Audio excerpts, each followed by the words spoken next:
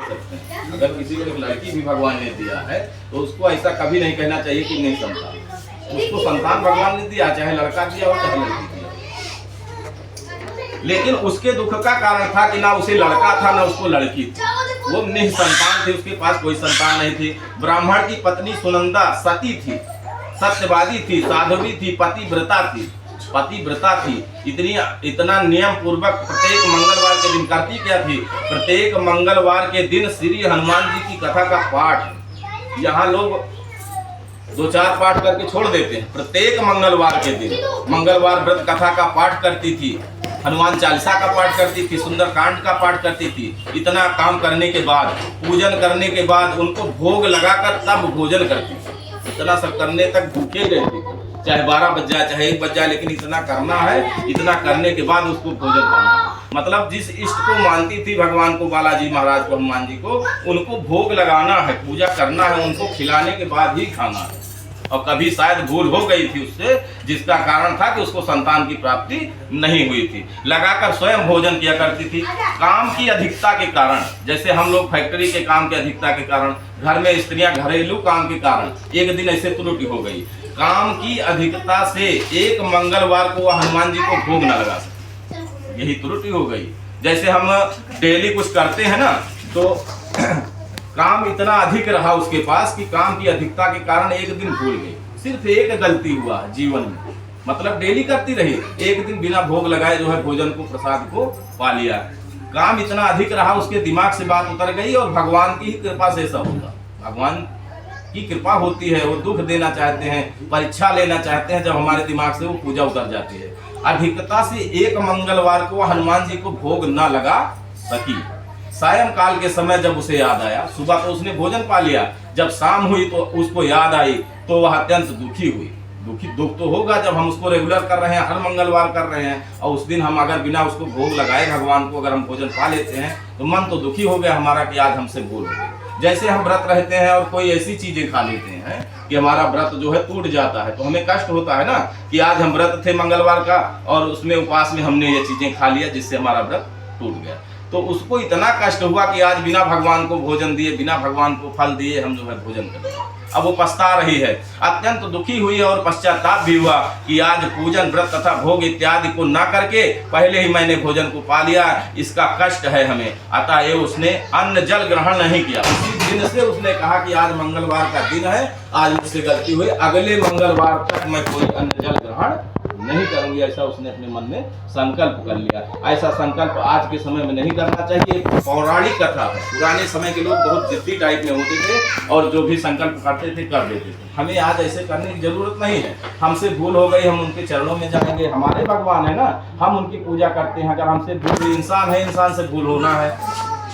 हम जैसे अपने कोई गलती बच्चा करता है तो माता पिता से माफ़ी मांग लेता है, मम्मी गलती हो गई, स्कूल में अध्यापक से हो जाता है, मैडम से गलती मांग लेता है। वैसे हमको ये भी हमारे गुरु हैं, हमारे भगवान हैं, इनसे हमें माफ़ी मांगना है, ना कि उनके लिए हम कह दें कि अब आज मंगलवार है तो अगले मंगलवार तक हम कुछ नहीं खाएंगे। ये तो कोई दुख का निवारण नहीं हुआ। हमारी भूल का इतनी बड़ी सजा नहीं है। हमें भगवान के चरणों में बोलना है कि प्रभु आज हमसे गलती हो गई, हमें क्षमा करें, आगे से हमसे ऐसी गलती नहीं होना है। ध्यान रहे, ऐसा कभी जो है अपने मन में प्रण नहीं करना चाहिए। लेकिन उसने कठोर प्रण किया, कहा अन्न जल ग्रहण नहीं करूंगी। ऐसा प्रण करके वह दुखी मन से सो गई, बिना कुछ खाए पिए सो गई। होता क्या है, वह प्रतिदिन हनुमान जी का स्मरण करके भोजन बनाकर भगवान को अर्पण करके तभी पति को, बच्चों को भी देती थी। उसका नियम बहुत कड़ा रहा, बच्चों को भी भोजन नहीं देती थी, ना अपने पति को देती थी, किसी को नहीं। जब तक भोजन बनेगा पहले भगवान को अर्पण होगा। जो भी रूखा सूखा जो भी घर में बनेगा, हमारे पास दाल चावल रोटी नमक आटा जो भी हमारे पास मौजूद है, सब कुछ है तेरा, तो सबने भगवान ने दिया है, उनका है तो उन्हीं को अर्पण करना है। उसमें से थोड़ा बहुत आटा चीनी शक्कर जो भी हमारे पास मौजूद है, मतलब हमारी रसोई में जो भगवान को चढ़ाने वस्तुएं, जो भगवान शाकाहारी भोजन लेते हैं, उसमें जो भी हम बनाते हैं थोड़ा सा उसको पहले भगवान को अर्पण करना है। हे प्रभु आपका दिया, हम आपको अर्पण करते हैं। उनको हमने अर्पण कर दिया, वो खाएं ना खाएं हमारी तरफ से तो हम फ्री हो गए। उसके बाद हम अपने घर में भोजन करवाएंगे। वो भोजन अमृत के समान है, वो भोजन अमृत के समान हो जाता है और भगवान के प्रसाद के रूप में हम लोग पाते हैं। जैसे भोजन में नहीं भी स्वाद आ रहा है, जो खाएंगे वो कोई त्रुटि बता ही नहीं सकते हैं, क्योंकि भगवान का आशीर्वाद और उसमें फल मिल जाता है और वो प्रसाद के रूप में हम लोग उसको खा लेते हैं। इसी प्रकार से भगवान को अर्पण करने के बाद अपने पति और बच्चों को भी भोजन देती थी, पर स्वयं भोजन नहीं करती थी, जब तक शाम तक भोजन नहीं करती। इस प्रकार 6 दिन व्यतीत किया उन्होंने। 7वें दिन फिर मंगलवार आ गया। 6 दिन तक उसने बड़े कष्ट में जल पी लेती, नहीं तो जल भी नहीं पीती थी। बड़े कष्ट में कहती, प्रभु हमारी गलती सजा यही है, इस मंगलवार से उस मंगलवार तक मैं ये कुछ नहीं। इसी तरह उसका 1 दिन बीता, 2 दिन बीता, 3 दिन बीता, पूरा 6 दिन बीत गए। 6 दिन व्यतीत कर दिए, किंतु दुर्बल हो गई, कमजोर हो गई। मान लो बूढ़ी रही होगी तो 6 दिन तक बिना कुछ खाए पिए वो भगवान के उसमें जो है अपना प्राण बनाए रखी, और दुर्बल हो गई। कमजोर होने के कारण मंगलवार के दिन वह प्रातःकाल मूर्छित हो गई। जैसे आपने सुना हो कोई मूर्छित हो जाता है, बेहोश हो जाता है, किस कारण? 7 दिन यहाँ तो 1 दिन ना पानी पिए, शाम तक चक्कर आने लगता है। और उन्होंने ऐसा प्रण कर लिया कि 6 दिन कुछ खाया ही नहीं, सिर्फ जल पीकर 6 दिन बिता दिया। तो भगवान ही उनकी परीक्षा ले रहे थे। भगवान की ही कारण उनको ये सब दुर्बल महसूस हुआ, कमजोरी सा, और वो गिर गई और मूर्छित हो गई। मूर्छित होकर गिर पड़ी। उसकी इस निष्ठा और भक्ति भाव से प्रसन्न होकर इतना बड़ा मतलब प्रण देकर भगवान को स्वयं आना पड़ा। होकर हनुमान जी स्वयं उसके मुख के सामने प्रकट हो गए। कहा कि इतना बड़ा भक्त तो मैंने देखा ही नहीं, कि निष्ठान भाव से, सिर्फ एक गलती की वजह से। अरे डेली मान लीजिए हमने पूजा पाठ करते हैं भगवान का, किसी दिन उन्हीं की वजह से हमसे त्रुटि हो गई तो हमें इतना बड़ा कष्ट झेलने की जरूरत नहीं है। लेकिन देखो हमने इनको कष्ट, भगवान ने थोड़ी कहा था कि आप 1 हफ्ता आप इस तरह करिए, उसने अपने मर्जी से किया, लेकिन भगवान देख रहे हैं। या इसीलिए कहा जाता है किसी के साथ गलत नहीं करना चाहिए, चोरी नहीं करना चाहिए, किसी का अनहित नहीं करना चाहिए, किसी की बुराई नहीं करना चाहिए, क्योंकि वो नहीं देख रहा है जिसके लिए हम कर रहे हैं, लेकिन ऊपर वाला सब कुछ देख रहा है, उसको सब कुछ दिखाई दे रहा है। तो हनुमान जी तो देख रहे थे, वो बुढ़िया जो भी कर रही थी उसको सब हनुमान जी देख रहे थे। हनुमान जी से देखा नहीं गया।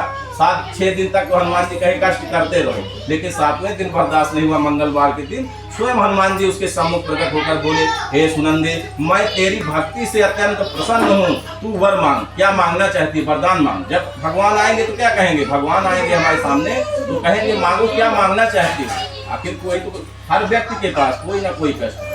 किसी को बहुत सारा धन मिला है तो उसको थोड़ा घर में दिक्कत है, परेशानी है। कोई तो बिजनेस बहुत बड़ा है, उसी परेशान है, बच्चों का नहीं ध्यान दे सकता है, ना अपनी लाइफ अच्छे से जी सकता है। थोड़ा बहुत परेशानी जीवन में सबके पास है, चाहे जितना बड़ा वो आदमी बना दे भगवान। इंसान को बड़ा बना दे, धन दे दे, लेकिन परेशानी थोड़ा देगा भगवान। और जब परेशानी नहीं देगा तो इसीलिए कहा गया है, दुख में सुमिरन सब करे और सुख में करे न कोई। और जो सुख में सुमिरन करे तो दुख काहे को हो। जब हमें दुख पड़ता है, विपद पड़ती है, कोई परेशान हो जाए, बीमार हो जाए, हे बालाजी महाराज आपके चरणों में मैं विनती करता हूँ मेरा बच्चा ठीक हो जाए, या कोई कष्ट पड़ने पर हम भगवान को याद करते हैं, ऐसा नहीं करना चाहिए। इसीलिए कहा गया है, दुख में सुमिरन सब करे। सब लोग मिलकर इकट्ठा भी प्रार्थना करते हैं भगवान में। दुख में, सिर्फ दुख पड़ने पर, कोई भारी कष्ट आ गया, लेकिन यही सुख में करना चाहिए। जैसे आज हम लोग कौन सा दुख पड़ा, कोई दुख नहीं। आज हम लोग सुख में वो चीजें कर रहे हैं, भगवान भजन कर रहे हैं, सब कुछ तो भगवान ने दिया है। अब हम 4 लोग और इकट्ठा कर लिए इष्ट मित्र को अपने व्यवहार में, और हर परिवार मिलकर ये पूजा पाठ कर रहे हैं, ये सुख है। इतने समय में कोई कष्ट भी नहीं है, हम भगवान को याद कर रहे हैं। और जो सुख में सुमिरन करे तो दुख होने का नाम ही नहीं लेगा। इसीलिए बात कही गई है, तुलसीदास जी ने ये मंत्र बोला है, दुख में सुमिरन सब करे और सुख में करे न कोई। और जो सुख में सुमिरन करे तो दुख काहे का होए। बोलिए बालाजी महाराज की जय, तुलसीदास भगवान की जय। तब हनुमान जी ने उसके सम्मुख आकर कहा, तू वर मांग, कौन सा वरदान मांगना चाहती है, जो वरदान मांगोगी वो देंगे। लेकिन देखो सुनिंदा बोली, हे भगवान मुझे क्या मांगना, आप तो सब जान रहे हो, आपसे मांगने का कोई लोड नहीं है। आप देखो आपको क्या लगता है कि हमें किस चीज की जरूरत है। सोचो भगवान आ जाए सामने तो लोग यही करेंगे, कहेंगे हम ही बता रहे हैं, भगवान मिल जाए और कहें मांगना है जो मांग लो, तो या तो बहुत ज्यादा धन दौलत मांगेंगे, या भगवान से कहेंगे भगवान हम अमर हो जाए, हमारी मृत्यु कभी ना हो। हर व्यक्ति यही मांगना चाहता है, या तो हमें इतना धन दे दीजिए बहुत सारा, या हमें अमरता का वरदान दीजिए, अमर हो जाए। पहले के लोग ऐसे राक्षस लोग थे, जब ऋषि मुनि पूजा पाठ करते भगवान से मांगते कि हमारा परिवार अच्छा रहे, हमारे परिवार पर आपकी कृपा बनी रहे। और जो राक्षस लोग मिटाई में थे, जो वो भी भगवान की पूजा करते थे, रावण रहा वो भी शंकर जी की पूजा करता रहा। तो ये लोग क्या मानते कि हमें ये वरदान दे दो, हमें शक्तियां दे दो कि हम पूजे हो जाए, अमर हो जाए, हम कभी मरे ना, हमें कुछ ना हो, ये सब चीजें मानते थे। इसीलिए वो ब्राह्मणी ने क्या कहा हे प्रभु हम आपसे क्या मांगे? कहा नहीं मांगो, बिना मांगे तो कुछ मिलता नहीं। अगर हम ही कहीं किसी फैक्ट्री में कर्मचारी हैं और अपने मालिक से, अपने ठेकेदार से, अपने बाबू से अगर हम जब तक जाके हाथ जोड़ के या कैसे भी करके बोलेंगे बाबूजी हमें जरूरत है, हमारे घर में परेशानी है, तो ठेकेदार कैमरा तो लगा नहीं, घर में देख रहा है क्या दिक्कत है, हमारे बताने से ही उसको उसके भाव बदलेंगे। जब हम उसकी परेशानी को अपने बाबू के, अपने ठेकेदार के सामने रखते हैं कि बाबूजी ऐसे ऐसे घर में बच्चा बीमार हो गया है, ड्यूटी हो ना हो उसको देना पड़ेगा आपको, उसमें आप भगवान आपके अंदर वास करते हैं, आप नहीं बदलेंगे, भगवान बदल देंगे। हाँ इसको देना, वो चीजें हैं, मांगना पड़ेगा। उसी तरह जब भगवान सामने, भगवान से भी विनती करना है, मांगना है। कहा उसने कहा हे प्रभु अगर आप ज्यादा ही मतलब बार बार भगवान ने कहा मांगो क्या मांगना चाहते हो, उन्होंने कहा जो देना हो दे दो, कहीं ऐसे नहीं देंगे, आप क्या मांगना चाहती हो बार बार मुझसे कहिए, वही चीज मैं आपको दूंगा। कहा अगर आपने देना ही है तो मुझे कुछ नहीं चाहिए, केवल मुझे संतान प्राप्ति का वर दो। जबकि भगवान सामने हो तो कोई कुछ भी मांग सकता है, लेकिन उसको जीवन में कष्ट रहा, सिर्फ संतान का रहा, भगवान के सामने कहा हे प्रभु मुझे सिर्फ संतान का कष्ट है, मुझे संतान चाहिए, आप मुझे संतान प्राप्ति का वर दें। श्री हनुमान जी बोले तेरी अभिलाषा पूर्ण होगी। देखो भगवान सामने हमसे जो मांगे वो तत्काल होना है, अब वो ज्यादा विलंब नहीं होना है।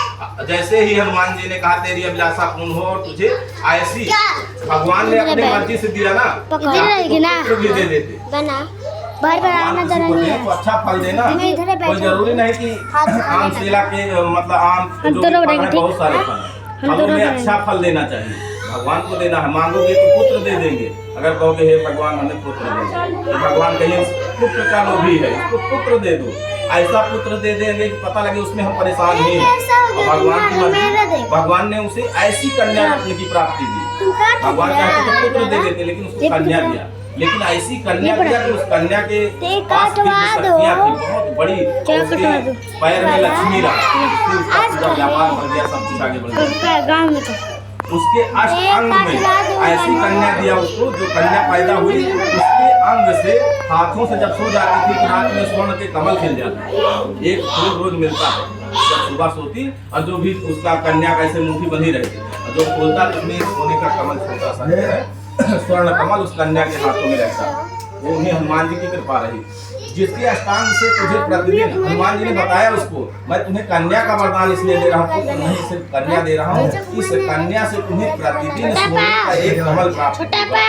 अब सोच लो तुम्हारी दरिद्रता या तुम्हारे दुखों का निवारण अपने आप ही हो जाएगा। ऐसा वर देकर हनुमान जी अंतर ध्यान हो गए। भगवान रुकते नहीं है, हमें दिखाते हैं किसी न किसी रूप में, इसलिए कहा गया है कभी द्वार पर आए हुए साधु को हमें करना चाहिए। वो आटा दाल चावल पैसा जो भी मांग रहा है हमें इससे मतलब नहीं है, ले जाके यहाँ से ले जाए कहीं बेच दे, उसके कर्म क्या है हमें। हमारे दरवाजे पर अगर वो भिक्षु के रूप में आया और हमसे मांगता है, हमारे घर में जो भी वस्तुएं आने वो हमें उसको दान देना है, ले जाए बेच दे खाए ना खाए, इस प्रकार से जो है करना चाहिए। हनुमान जी अंतर ध्यान हो गए और अपने लोग को चले गए। बोलिए बालाजी महाराज की जय, बोलिए हनुमान जी महाराज की जय। हनुमान जी की कृपा से वह ब्राह्मणी यथा समय गर्भवती, इस हफ्ते जिस मंगलवार को हनुमान जी आए थे अगले मंगलवार को गर्भवती हो गई। अगर प्रभु की कृपा हो, बालाजी महाराज की कृपा हो, हनुमान जी की कृपा हो, हमारे इष्ट देवताओं की कृपा हमारे ऊपर बनी रहे, कोई कार्य संभव नहीं है। ऐसा होते हुए यथा संभव उसमें कोई विलंब नहीं हुआ, गर्भवती हुई और 10वें महीने में, पुत्र 9वें महीने में होते हैं लेकिन कन्या जो है अधिकतम कन्या 10वें महीने में प्राप्त होती है। 10वें महीने में उसे कन्या रूपी रत्न प्राप्त हुआ। 10वें दिन उसने 10 दिन बीता, 10वें महीने में हुआ और 10 दिन बीता तो उसने ब्राह्मण को बुलवाया, पुरोहित को बुलवाया, पंडित जी को बुलाकर कन्या का नामकरण संस्कार किया। पुरोहित ने जन्म तथा राशि के अनुसार कन्या का नाम स्वर्ण, देखो हनुमान जी ने बताया था एक स्वर्ण कमल देगी, तो उन्होंने उसकी खूबियों को भी बताया कि हमें जिस भगवान ने वरदान दिया था उन्होंने बताया है इस कन्या से हमें एक कमल प्राप्त होगा, यानी स्वर्ण प्राप्त होगा, तो इसका नाम भी ऐसा रखा जाए भाई इससे स्वर्ण प्राप्त होना है, तो आगे चल के लोग इसको याद करें। तो पंडित जी भी सोचे कि इसका नाम ही स्वर्णा रख दिया जाए, एक सोना देने वाली है, स्वर्ण देने वाली है। हनुमान पुरोहित ने उसका नाम रखा स्वर्णा। कन्या के पूर्व जन्म के संस्कार बड़े उत्तम थे। कन्या भी दो प्रकार की है, एक तो इस जन्म में हमारी ही कन्या है, माता पिता का कहना माने तो कन्या है ना, माता पिता का कहना माने, पढ़ने जाए, माता पिता की सेवा करे, हमारी सेवा करने के बाद हम उसकी शादी विवाह करें, जिस घर में जाए वहाँ पे जो माता पिता हैं उनको भी अपने माता पिता की तरह माने, ना कि यहाँ मम्मी पापा तो मम्मी पापा हो गए और वहाँ गए जो दूसरे के मम्मी पापा हैं वही तो मम्मी पापा मानो ना। अगर उनको भी मम्मी पापा माने, ऐसी कन्या की प्राप्ति हो तो समझ लो घर चलना है। और यहाँ पे मम्मी पापा हैं, हमारे मम्मी पापा तो हमारे मम्मी पापा हैं, और लेकिन वो जहाँ जा रही है वहाँ भी किसी के मम्मी पापा हैं, वो उनको नजर नहीं आता है कि ये मम्मी पापा किस, वो हमारे मम्मी पापा नहीं है, हमारे मम्मी पापा तो वो है, ओरिजिनल वाले वो हैं। ये तो डुप्लीकेट है यहाँ पे जो मिल गए, ये तो मिले हैं, सास ससुर हो गए, उनको कभी सास ससुर नहीं मानना चाहिए। हर कन्या को ध्यान देना चाहिए, शादी के बाद ससुराल जाने के बाद उसके जो माता पिता हैं वो दूसरे वाले, वही उसके सही माता पिता। जहाँ गई है उसको अपना पिता मानो ससुर को, और जो माता मिली है सास के रूप में उसको अपना माता मानो। कभी समझ लो कुछ होना ही नहीं, घर में परेशानी दिक्कत आपस में झगड़ा लड़ाई तो होना ही नहीं, इतनी बड़ी बात है।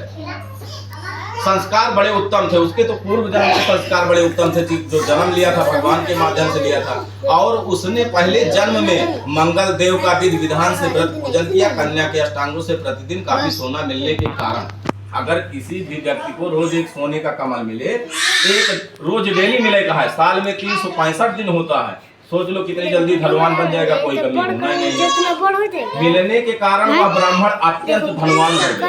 अब सोच लिया एक सोने का कमल डेली मिल रहा है उस कन्या से, वो धनवान होता चला गया, बड़ी महल गाड़ी घोड़ा, उसको बड़ा बनने भगवान की कृपा से। कमाने नहीं जाना है, कुछ नहीं करना है, जैसे कहते हैं अगर ऊपर वाला देगा हमें तो इतना दे देगा कि कोई कमी नहीं होगी। भगवान की कृपा से जब मिले तब धनवान होने में कोई दिक्कत ना हुई।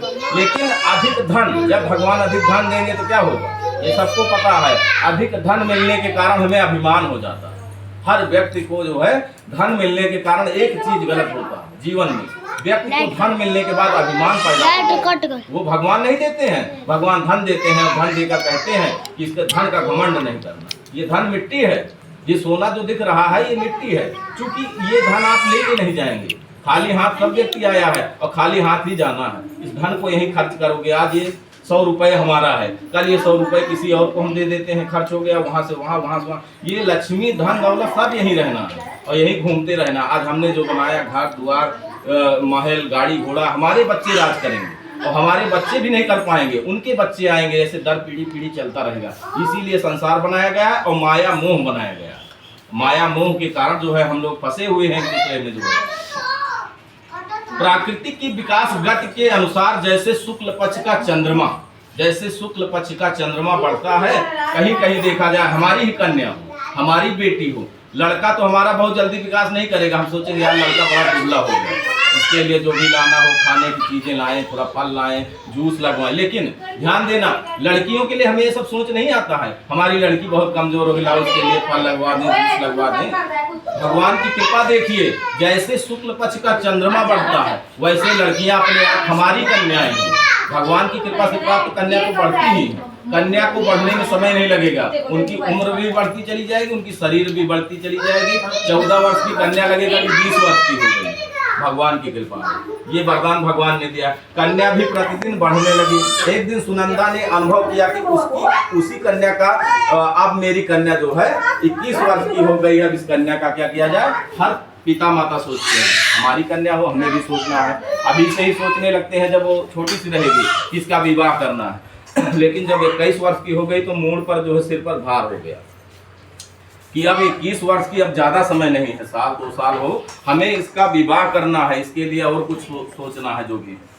अब कन्या विवाह योग्य हो गई है, तब हमारे दिमाग में आता है जब 21 वर्ष हो जाता है। आता है उसने अपने पति से कहा, पति भी बहुत धन था उसके पास इसलिए, और धन उसी कन्या से मिल रहा है, और कब तक मिलेगा पता नहीं, जब तक कन्या हमारे घर में रहेगी हमें मिलेगा, और कन्या कहीं और जाएगी तो धन थोड़ी आएगा वापस। जहाँ जाएगी वहाँ मिलने लगेगा। अरे इसको क्यों बना रहा है? कहा कि किसी योग सुंदर वर को देखकर अपनी पुत्री स्वर्णा का विवाह कर दें, क्योंकि शास्त्रीय विधान के अनुसार 8 वर्ष की गौरी, 9 वर्ष की रोहिणी, 10 वर्ष की कन्या राजस्वला मानी गई है।